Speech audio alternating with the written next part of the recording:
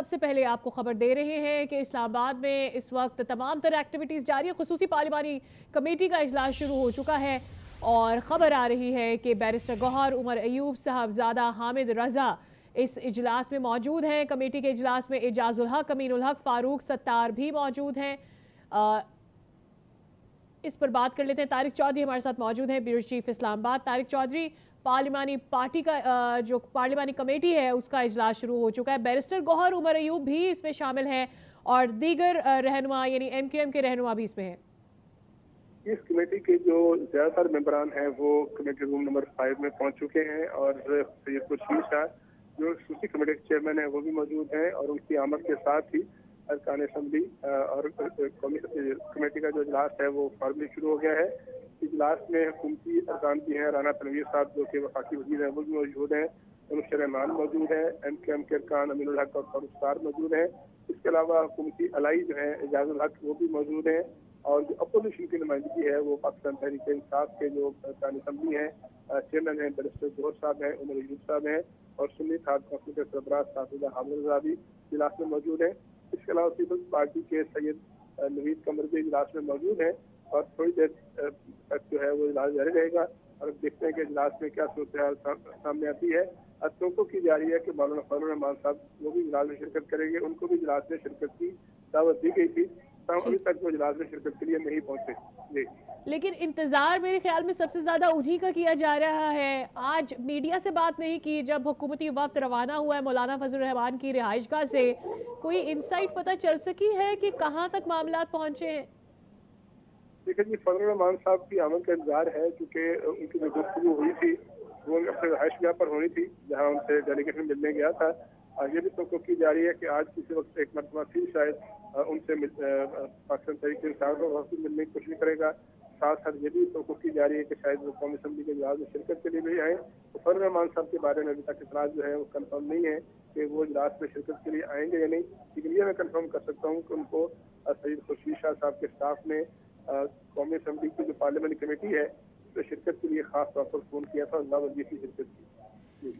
ठीक है, एक अहम डेवलपमेंट है, अपने व्यूअर्स के साथ शेयर कर रहे हैं। PTI वफ्द कुछ देर में मौलाना फजल रहमान की रिहाइशगाह पहुंचेगा और PTI वफ्द से जब मुलाकात हो जाएगी तो फिर JUI हतमी फैसले का ऐलान करेगी कि आया उनका वोट किस पलड़े में जा सकता है। हुकूमत के साथ उनकी तमाम तर जो मुशावरत है, क्या वो हुकूमत के लिए रंग लाई है या नहीं। अफजल जावेद, ये अहम डेवलपमेंट है, क्या बताया जा रहा है इस पर मजीद? हाँ जी, देखें JUI के सरबराह मौलाना फजल रहमान का घर जो इस वक्त सियासी सरगर्मियों का जो है मरकज़ बना हुआ है। अब से कुछ लम्हे कबल जो हुकूमती वफ्द जिसकी सरबराही नायब वज़ीर आज़म सेनेटर साग डार कर रहे थे, उन्होंने मौलाना फजल रहमान से बातचीत की और उनके जो तहफ़्फ़ुज़ात थे, जो कंसर्न्स थे वो दूर करने की कोशिश की। उसके बाद ये वफ्द तो चला गया, लेकिन अब ये बताया जा रहा है कि अब से कुछ देर के बाद पाकिस्तान तहरीक इंसाफ का जो वफ्द है वो यहाँ मौलाना फजल रहमान की रिहाइशगाह पहुँचेगा और मौलाना फजल रहमान से मुलाकात करेगा। और जो हुकूमत की जानिब से जो आईनी तरमीम की तैयारियां की जा रही हैं, उस हवाले से जितने भी तहफ़्फ़ुज़ात हैं वो PTI की क़यादत जो है एक बार फिर मौलाना फजल रहमान के गोश गुशार करेगी और उन्हें एक यकीन दहानी कराएगी कि अहम कौमी मामलात के हवाले से जो मौलाना फजल रहमान का किरदार है उसकी जो है पाकिस्तान तहरीक इंसाफ की जो क़यादत है वो भरपूर उसको सपोर्ट करेगी। तो लिहाजा ये मुलाकात भी इंतहाई अहमियत की हामिल अब इख्तियार कर गई है कि जब पाकिस्तान तहरीक इंसाफ का वफ्द जो है अब से कुछ देर के बाद मौलाना फजल रहमान की रिहाइशगाह पर पहुँचेगा और उनसे क्या बातचीत करता है और उसके बाद जो JUI की क़यादत है। ठीक है अफजल, ये बताइएगा कौन कौन आएगा यहाँ पर। दूसरी जानिब हम देख रहे हैं कि जो पार्लिमानी कमेटी का इजलास है उसमें बैरिस्टर गौहर मौजूद है, उमर अयूब मौजूद है। जो इस तरह के मफाहिमती मामलात हैं उसमें बैरिस्टर गौहर अपनी अहमियत, जिस तरह का उनकी काम पर्सनालिटी है वो बहुत ज़्यादा ज़रूरी है। तो पता इसलिए करना है कि क्या वो पार्लिमानी कमेटी का इजलास छोड़कर अब यहाँ पहुँचेंगे, इनसे मुलाकात करेंगे, फिर दोबारा ज्वाइन करेंगे, कौन आएगा यहाँ पर?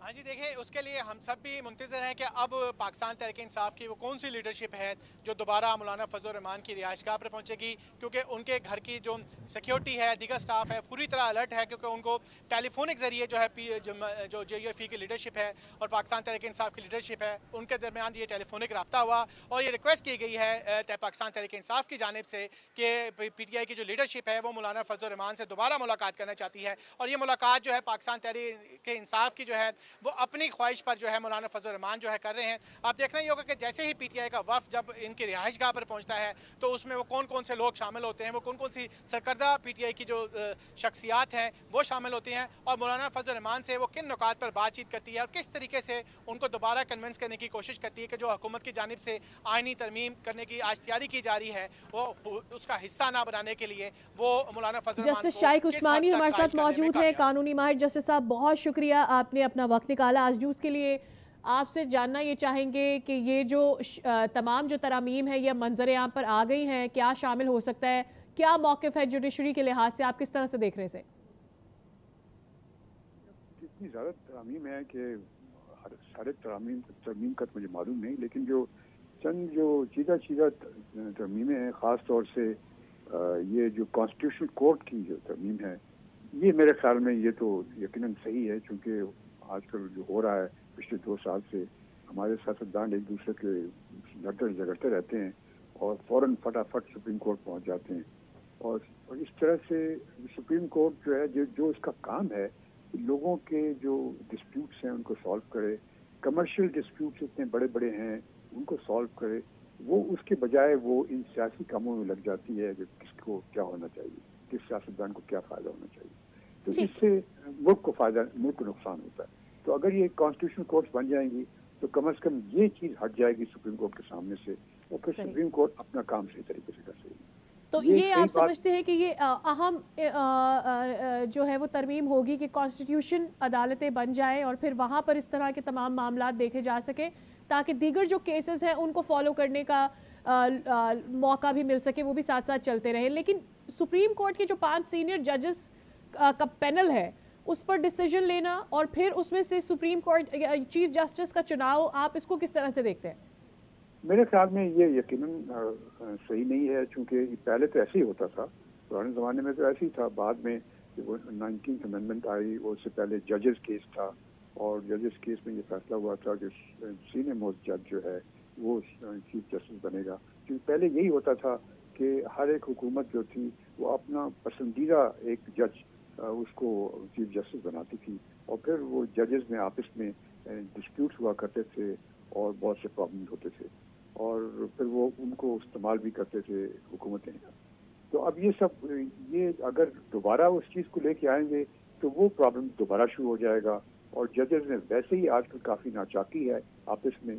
तो जब अगर ये दोबारा इस किस्म की वो प्रोविजन लेके आएंगे तो और भी प्रॉब्लम शुरू होंगे। तो ये तो यकीनन गलत फैसला है। पहले बड़ा अच्छा फैसला था कि सबसे सीनियर मोस्ट जज सुप्रीम कोर्ट का चीफ जस्टिस बन जाता था। आपको पहले से पता था कि कौन चीफ जस्टिस बनेगा, तो कोई किसी पर असरअंदाज नहीं हो सकता। ठीक, क्या हुकूमत का किसी भी तौर से इन्फ्लुएंस हो सकता है इस मामले पर अगर high court to high court जजेस की मूवमेंट होगी, यानी इस्लामाबाद हाई कोर्ट के जज को अगर लाहौर हाई कोर्ट में ट्रांसफर करने की जो इसमें तरमीम शामिल की गई है?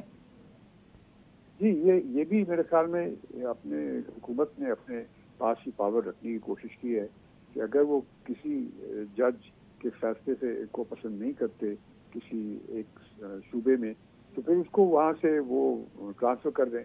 अब एक आदमी जो